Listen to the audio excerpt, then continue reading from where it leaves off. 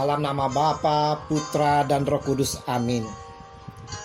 Selamat pagi saudara-saudaraku yang terkasih. Berjumpa lagi dengan saya Sutrisno Taslim di dalam perenungan pagi hari ini tanggal 16 Mei 2020. Perenungan hari ini kita ambil dari Injil Yohanes 15 ayat 18 sampai dengan 21. Dulu orang buru-buru mau jadi Kristen karena beberapa alasan. Antara lain, agar dipermudahkan dalam pendaftaran di sekolah-sekolah Kristen dan SPP-nya dapat diringankan. Ada juga yang bertujuan kalau sakit, jika dirawat di rumah sakit Kristen ataupun Katolik, akan mendapatkan fasilitas-fasilitas yang memadai. Misalnya, ruangan dan keringanan pembiayaan. Itu dulu. Bagaimana dengan sekarang? Banyak kita temui motivasi orang-orang yang mau menjadi Kristen Katolik.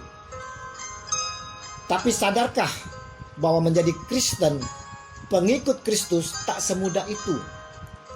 Dunia akan membenci para pengikutnya. Dan ini juga dikatakan Yesus dalam Injil hari ini. Jikalau dunia membenci kamu, ingatlah bahwa ia telah lebih dahulu membenci aku daripada kamu. Yohanes 15 ayat 18. Kenapa dunia membenci Yesus dan pengikut-pengikutnya? Saudara-saudaraku yang terkasih dalam kasih Kristus, dunia membenci Yesus karena beberapa alasan. Pertama, Tuhan Yesus yang adalah satu-satunya jalan, kebenaran, dan hidup kekal, sehingga tidak ada lagi alternatif lain. Yang kedua, kita bukan lagi milik dunia, karena sejak kita bertobat, dibaptis di dalam nama Bapa, Putra, dan Roh Kudus, kita telah diangkat menjadi anak-anaknya. Yang ketiga, karena di atas kepala kita ada nama yang berkuasa, yaitu nama Yesus. Dan terakhir, karena mereka tidak mengenal Allah. Jika manusia mengenal Allah yang benar, ia tidak mungkin membenci Yesus. Sebab aku dan Bapa adalah satu. Yohanes 10 ayat 30. Jika ia tidak membenci Kristus, ia tidak mungkin menolak ajarannya dan menganiaya para pengikut Kristus. Di dalam surat 1 Yohanes 3:13 menjelaskan, janganlah kamu heran saudara-saudara apabila dunia membenci kamu. Saudara-saudaraku yang terkasih, di zaman sekarang ini, siapakah orang-orang yang membenci orang-orang Kristen? Dan apa menurut kita? Mengapa mereka membenci kita? Injil yang kita renungkan hari ini menunjukkan bagaimana Yesus Tuhan telah mempersiapkan para murid-muridnya, juga kita semua sekalian yang mengakui dirinya sebagai pengikutnya, mempersiapkan diri jika menghadapi kenyataan yang tidak mengembirakan ini. Yesus tahu bahwa kita pengikutnya akan dibenci, disesah, dikucili, bahkan dibunuh. Mengapa? Karena mereka tak mengenal Allah yang mengutus Dia. Mereka tidak dapat menerima apa yang Yesus lakukan di tengah-tengah mereka. Semua kitab Injil mencatat betapa kejamnya Yesus diperlakukan oleh orang-orang yang merasa terancam akan pengajaran dan pekerjaan Yesus. Bagaimana dengan saat ini? Mengapa mereka membenci kita? Membenci Yesus? Saudara-saudaraku yang terkasih, kita juga harus introspeksi diri. Kenapa itu bisa terjadi? Selain alasan di atas, kenapa orang Kristen dibenci Mungkin juga karena diri kita, komunitas kita. Tak kita pungkiri, kehidupan orang-orang Kristen sering eksklusif. Mereka membenci kita karena kesalahan kita sendiri yang selalu menutup diri. Juga ini seringkali justru disebabkan oleh ketidakpedulian kita akan kebutuhan dan perasaan mereka. Kita sering membuat sendiri juga pemisah. Kita menciptakan sendiri suatu keadaan pemisah antara kaya dan miskin.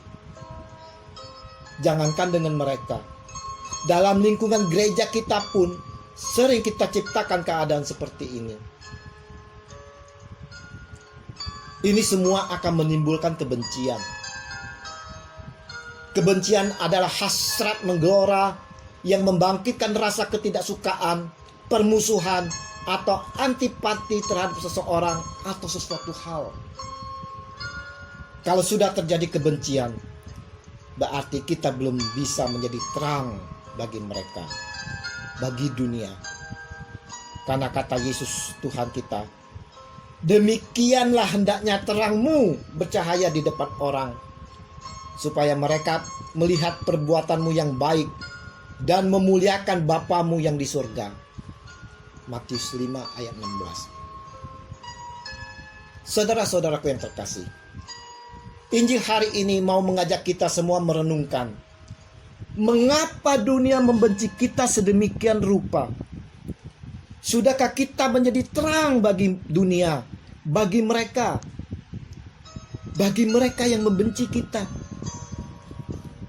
Jika kita menjadi pengikut Kristus dan melakukan pekerjaan yang baik, mengapa dunia masih membenci kita?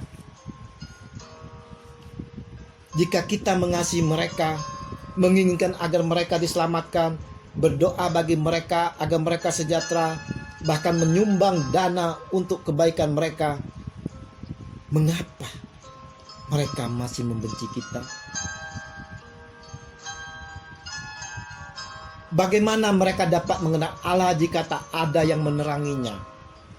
Kita meneranginya bukan dengan berkhotbah membahas kitab suci, tapi kita mau berperilaku sama seperti Yesus, karena kita adalah cerminan Yesus. Kita mau saling mengasihi dengan tanpa membeda-bedakan. Apakah kita takut dengan situasi ini? Biarlah dengan renungan hari ini boleh menyadari akan diri kita, bagaimana seharusnya menjadi pengikut Kristus. Sudahkah kita menjadi cerminan Yesus? Sudahkah kita menjadi terang di antara mereka? Ya Tuhan kami, Yesus Kristus, Engkau telah mengingatkan kepada kami akan dunia yang membenci kami. Kami percaya Engkau tidak mau melihat kami jatuh karena ini. Engkau senantiasa menyertai kami. Dalam penyertaan Engkaulah kami takkan takut atas semuanya ini. Beri kami kemampuan untuk berjalan hidup dalam masyarakat yang majemuk ini, agar dapat menjadi terang di tengah-tengah mereka dan dapat menciptakan keharmonisan di antara kita. Demi Kristus pengantara kami, kini dan sepanjang segala masa. Amin. Dalam nama Bapa, Putra, dan Roh Kudus. Amin.